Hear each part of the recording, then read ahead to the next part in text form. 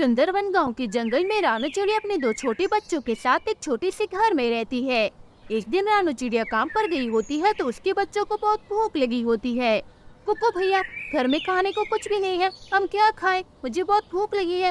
अरे गुड़िया, चलो हम किचन में जाते हैं और अपने लिए कुछ बनाती है। जब मम्मा आएगी तो वो अपने लिए खाना बना लेगी।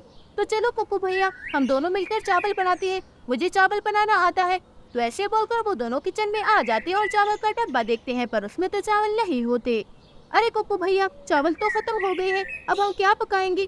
अरे गुड़िया, तुम परेशान मत हो, मैं कबूतर चाचा की दुकान पर जाता हूँ और उधार चावल लेकर आता हूँ, फिर मम्मा उनको पैसे दे देगी, तब तक तुम बाकी सब तैयार करो। तो ऐसे बोलकर कुक्कू अपने घर से निकल जाता है और कबूतर चाचा की दुकान पर आ जाता है। वो उनसे उधार चावल मांगता है। कबूतर चाचा, आप मुझे उधार चावल दे दे, जब मेरी मम्मा आएगी तो मैं आपको पैसे दे दूंगा। माफ करना चिड़िया की बेटी, पहले ही तेरी माँ पर बहुत ज्यादा उधार है, पहले वो चुका दो, फिर आना मेरी दुकान पर। ऐसे बोलकर कबूतर कुक्कू को वहाँ से भगा देता है। शाम हो जाती है और रानू चिड़िया काम से वापस घर लौट आती है। उसके दोनों बच्चों का तो भूख से बुरा हाल होता है। गुड़िया कुक्कू, मुझे पता है आप दोनों को बहुत भूख लगी होगी, इसलिए मैं मालकिन के घर से तुम दोनों के लिए खाना लेकर आई हो, अब तुम दोनों जल्दी से खा लो। अरे मम्मा, आप हर रोज काम पर जाती हो, फिर भी आप पर कबूतर चाचा का उधार है, आप उनके पैसे दे क्यों नहीं देती? अरे कुक्कू बेटा, तुम ठीक कह रहे हो, पर मैं जहाँ पर काम करती हूँ वहाँ मैं जब भी मालकिन से पैसे मांगती हूँ वो कोई ना कोई बहाना बना देती है। पर तुम फिक्र मत करो, कल जब मैं काम पर जाऊंगी तो मैं उनसे पैसे जरूर लूंगी। अब तुम दोनों खाना खा लो और परेशान मत हो। तो ऐसे बोलकर वो अपने दोनों बच्चों को खाना खिला देती है और फिर वो तीनों सो जाते हैं। अगला दिन हो जाता है और रानू चिड़िया काम पर आ जाती है।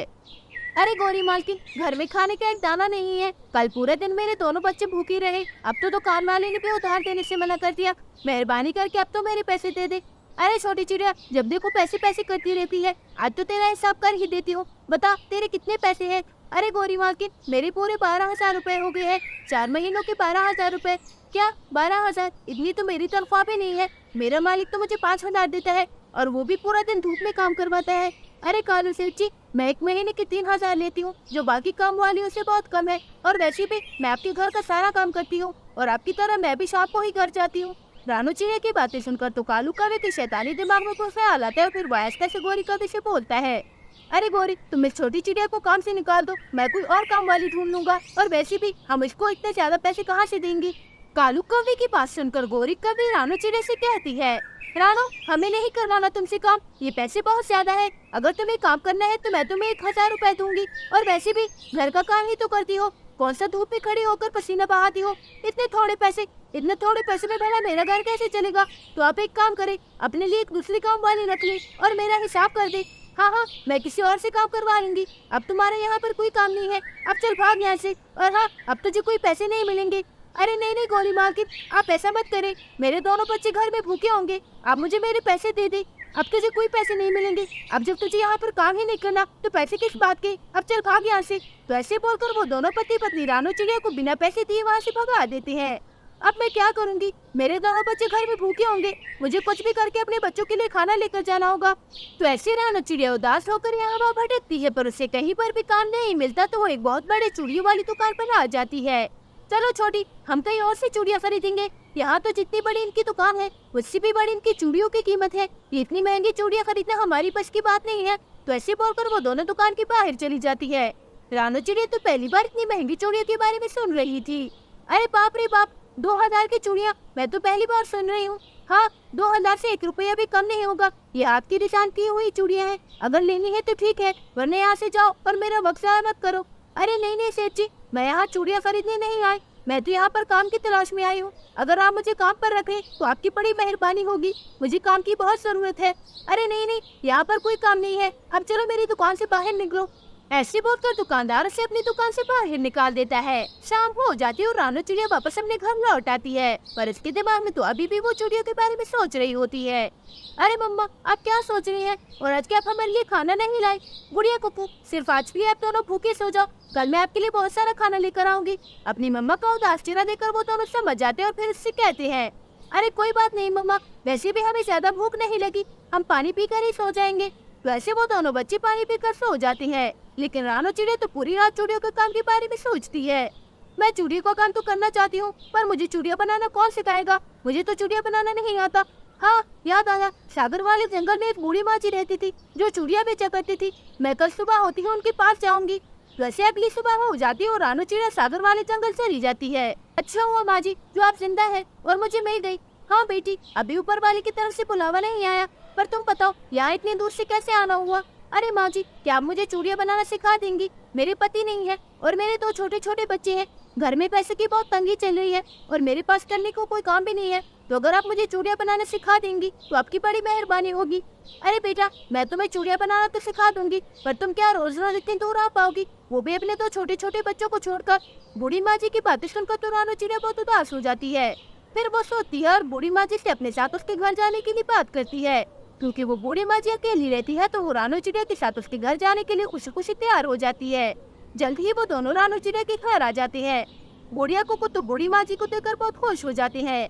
अरे बेटा, इस पोटली में थोड़ा आटा है, इससे हम सबके लिए रोटियां बना दो। तो ऐसे रानू चिड़िया पोटली लेकर किचन में आ जाती है और आटे के गोल गोल रोटियां बना देती है और सबको खिला देती है। धीरे धीरे करके बूढ़ी माँ जी रानू चिड़िया को चूड़ियाँ बनाने सिखा देती है और कुछ ही वक्त में रानू चिड़िया चूड़ियाँ बनाना सीख जाती है। आज रानू चिड़िया पहले दिन उसकी बनाई हुई चूड़ियाँ लेकर बाजार जाती है और कुछ ही देर में उसकी सारी बनाई हुई चूड़ियाँ बिक जाती है। अरे वाह, आज तो मेरी सारी चूड़ियाँ बिक गई और कमाई भी बहुत अच्छी हुई। मैं एक काम करती हूँ, सबके लिए मिठाई लेकर जाती हूँ। तो ऐसे बोलकर रानू चिड़िया मिठाई लेकर अपने घर आ जाती है और फिर वो सब खुशी खुशी मिठाई खाते हैं। अब आहिस्ता आहिस्ता करके रानू चिड़िया की बनाई हुई चूड़ियाँ सबको बहुत पसंद आ रही थी और उसकी कमाई भी बहुत अच्छी हो रही थी। कुछ दिन गुजर जाते हैं और फिर रानू चिड़िया अपने लिए एक दुकान खोल लेती है। अब तो गरीब रानू चिड़िया के पास किसी भी चीज की कमी नहीं थी। आजकल दुकान में बहुत भीड़ लग जाती है, लगता है मुझे एक नौकर रख लेना चाहिए। तो ऐसे सोचकर वो अपनी दुकान के बाहर एक नोटिस बोर्ड लगा देती है और खुद दोबारा दुकान के अंदर चली जाती है कि तभी गोरी, कभी और कालू का वहाँ से गुजर रहे होते हैं कि उनकी नजर दुकान के बाहर लगे नोटिस बोर्ड पर पड़ती है।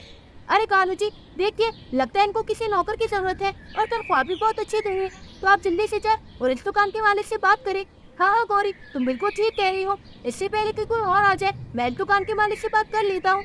ऐसे बोलकर वो दोनों पति पत्नी दुकान के अंदर चले जाती है। वहाँ वो रानू चिड़िया को देखकर बहुत चौंक जाती है और फिर गोरी कभी बोलती है, अरे कालू जी, देखिए, ये तो काम वाली रानू है। लगता है आप ये यहाँ पर साफ सफाई का काम करती है। अब चलो हमारे रास्ते से हटो, हमें दुकान के मालिक से बात करनी है। हाँ गौरी, पता नहीं ये मनहूस हर जगह पर कैसे पहुँच जाती है, पता नहीं इतनी बड़ी दुकान में इसे कहाँ पर भी कैसे रख लिया। अब चलो हमारे रास्ते से हटो। हाँ कहो, मैं काम वाली जरूर थी, पर अब ये दुकान मेरी है। बताओ तुम्हें यहाँ पर क्या काम था? उसकी बातें सुनकर तो वो दोनों पति पत्नी बहुत हैरान हो जाती है, पर उनको यकीन करना पड़ता है। तो कालू कौवा उससे कहता है, अरे जिया, तुम भी क्या पुरानी बातें पकड़ के बैठी हो? दुकान के बाहर नोटिस बोर्ड देकर हम यहाँ पर आए। तुम्हें नौकर की जरूरत है तो मैं 9,000 में काम करने के लिए तैयार हूँ। बताओ मुझे क्या काम करना होगा? अरे कव्वो, तुम दोनों बहुत बुरे और चालाक हो। मैं तुम जैसे कव्वों को अपनी दुकान पर नहीं रखना चाहती। अब चलो मेरी दुकान से बाहर निकलो, मुझे बहुत सारे काम करने हैं। रानू चिड़िया की बातें सुनकर तो गोरी कवि को बहुत गुस्सा आता है और फिर वो रानू चिड़िया से कहती है, अरे चिड़िया, तूने दुकान क्या बना ली? तुम तो कुछ ज्यादा ही हवा में उड़ने लगी। हमें भी कोई शौक नहीं है तुझ जैसे गरीब की दुकान में काम करने का। चलो कालू जी, हम यहाँ से चलते हैं। तो ऐसे बोलकर वो दोनों पति पत्नी दुकान के बाहर आ जाते हैं और रानू चिड़िया की तरक्की से बहुत चलते हैं।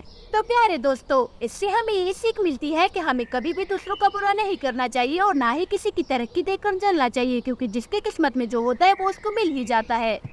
अगर आपको मेरी ये वीडियो पसंद आई हो तो प्लीज लाइक, शेयर और सब्सक्राइब करके बेल आइकन के बटन को दबाना मत भूलिएगा। और हाँ, कमेंट भी जरूर कीजिएगा। धन्यवाद।